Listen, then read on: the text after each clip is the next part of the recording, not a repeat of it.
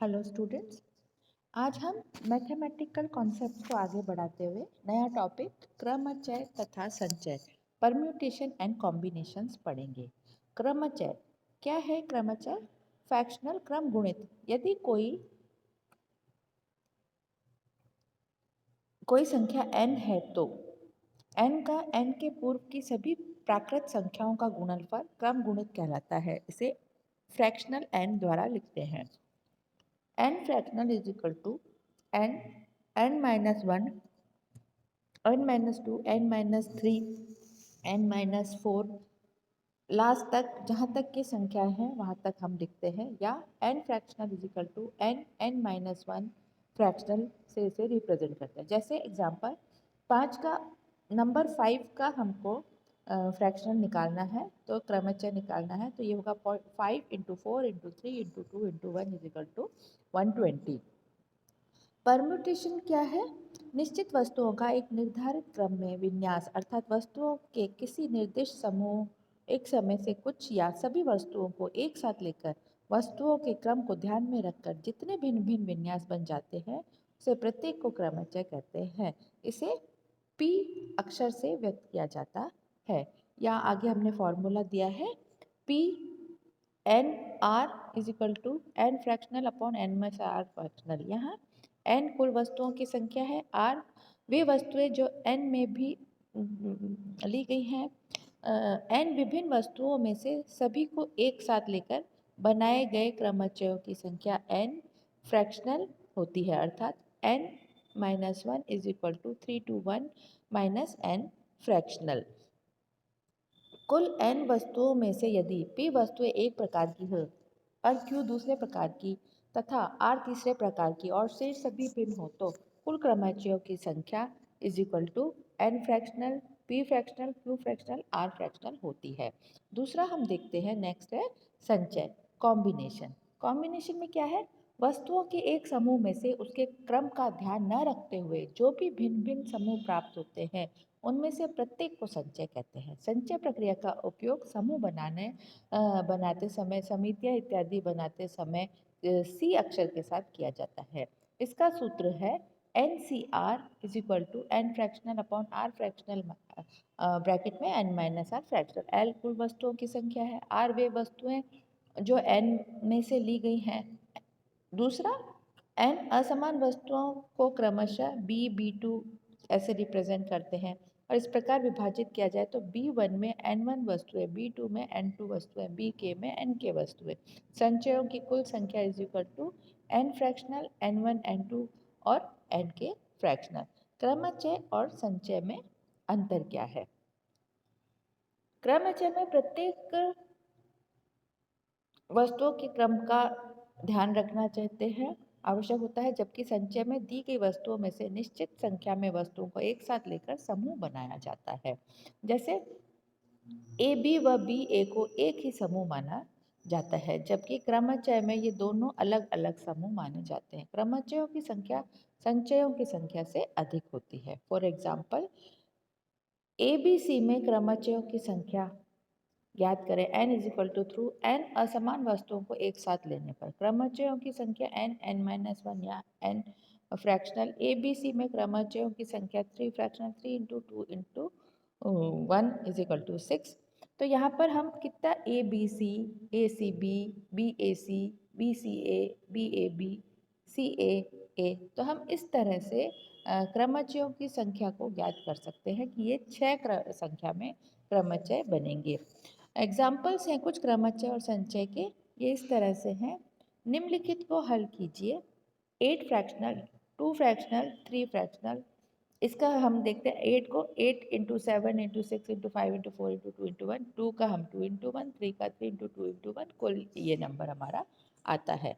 इसी प्रकार n p r is equal to n fractional n minus r fractional 8p3 is equal to 8 fractional 8 minus 3 fractional 8 upon 5 is equal to 8 into 7 into 6। ये इस तरह से हम इसको solve करेंगे। 15p2 है तो ऊपर 15 लिख देंगे, नीचे 15 माइनस 2 करके इसको इस तरह से पूरे संख्या लिख के सॉल्व करेंगे। 6p4 है तो वो अब 6 हो जाएगा n और r हो जाएगा 4, तो n माइनस r करके आगे इसको इस तरह से 6 इंटू 5 इंटू और नीचे 2 आ रहा है तो 2 इंटू 1 लिख देंगे। 8p4 है तो ऊपर 8 नीचे 8 माइनस 7 तो ये 1 आ जाएगा। इस तरह से हम जो मानों की गणना करेंगे। निम्नलिखित को हल कीजिए में जो आपके है ये इस तरह से हम हल करेंगे। अगला एग्जाम्पल है कि सिद्ध करो कि जे के एल एम में 24 संभावित क्रमचय होंगे। तो जे के एल एम ये क्या है, ये यहाँ पर एन 4 है तो 4 इंटू 3 इंटू 2 इंटू 1 बराबर 24।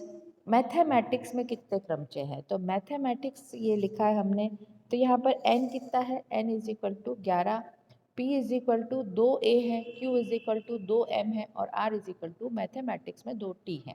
तो यहाँ पर हम लिख देंगे ऊपर तो n 11 और नीचे लिख देंगे 2 2 और 2 2 इंटू 2 इंटू 2। तो ऊपर तो हमने 11 को बाइफरकेट कर दिया, नीचे 2 इंटू 2 इंटू 2 को कर दिया, तो हमारा मैथमेटिक्स का ये क्रमचय आया।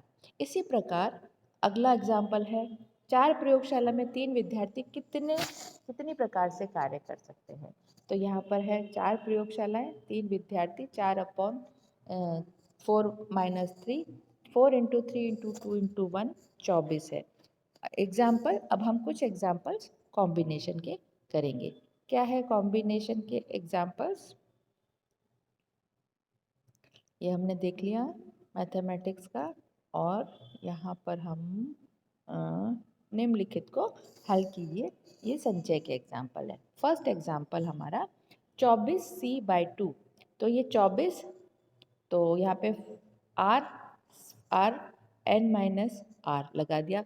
सेम तरीके से हम खोल के इनको मल्टीप्लाई करेंगे। 17c/5 तो 17 ऊपर 5 इधर 17 माइनस 5, फिर ये सब वैल्यूज़ रख के इसको कैलकुलेट करेंगे। फिर तीसरे नंबर पे हम देखते हैं 20c/19 तो 20 15 20 माइनस 15, ये सारी वैल्यूज़ रख के मल्टीप्लाई करके इसका रिजल्ट निकालेंगे। तो इस प्रकार से हम क्रमचय और संचय की गणना करते हैं। अगला एग्जाम्पल है 15c8 plus 15c9 15c7 plus 15c6। तो इसको हम इस तरह से खोलते हैं कि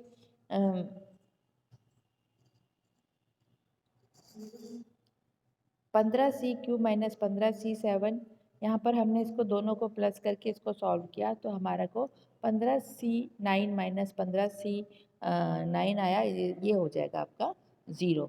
इसी तरह से हम आगे देखते हैं कि अगला एग्जाम्पल हमारा 100c98, तो 198 यहाँ पे देखो 198 माइनस 2 तो ये इसकी वैल्यू हो गई। आगे हमने देखा 11c5, तो ये सिंपल एग्जाम्पल है जो क्रमचय और संचय को समझाने के काम में आते हैं।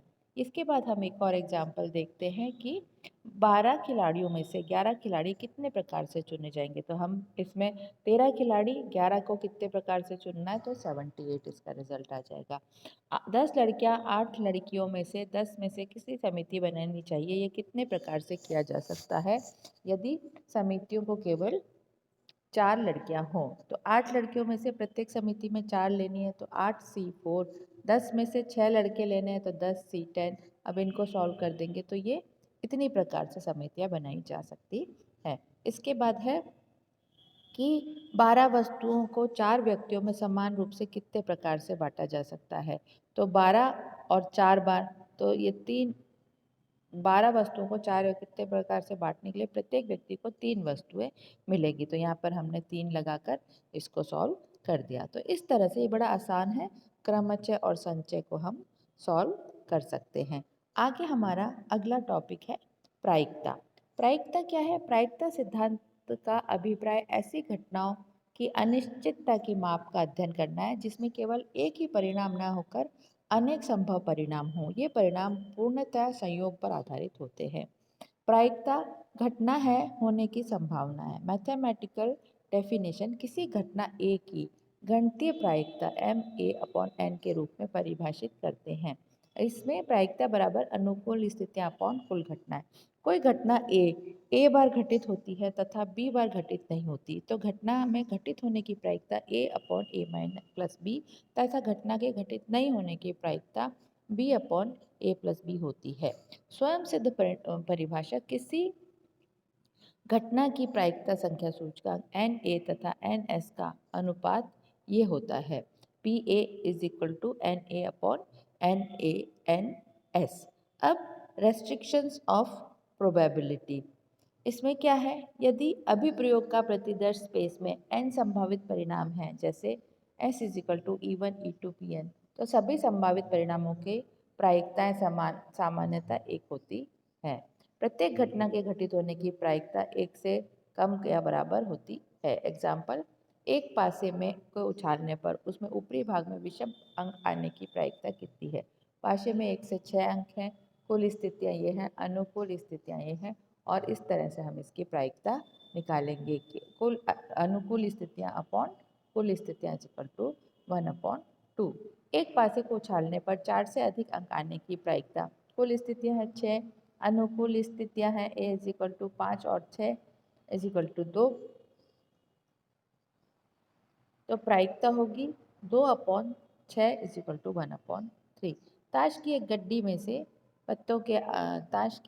में से पत्ते निकालने पर गुलाम आने की प्रायिकता, ताश की गड्डी में गुलाम 4, ताश की गड्डी में कुल पत्ते 52, तो प्रायिकता 1/13 होगी।